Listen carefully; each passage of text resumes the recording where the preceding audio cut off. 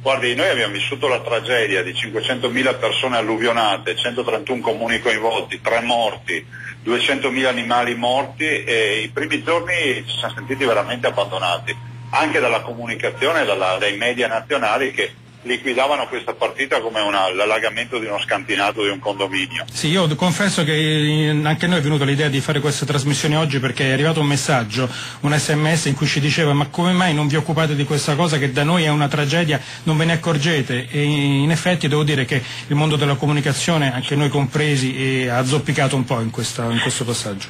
Presidente Zaia. Sì, questa è la verità, per cui noi ci siamo trovati da soli a dover fronteggiare veramente una situazione catastrofica.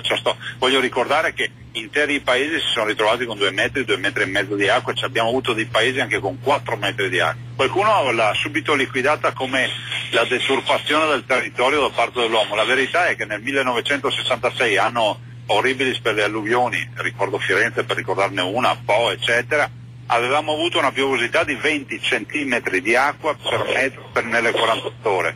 Nella nostra alluvione del Veneto ne abbiamo avuti 50 di centimetri d'acqua nelle 48 ore, il che significa l'impossibilità di regimare questo fiume in piena che cadeva dal cielo. La sfortuna ha voluto che toccasse il Veneto, e oggi ringrazio veramente tutti quelli che ci stanno aiutando.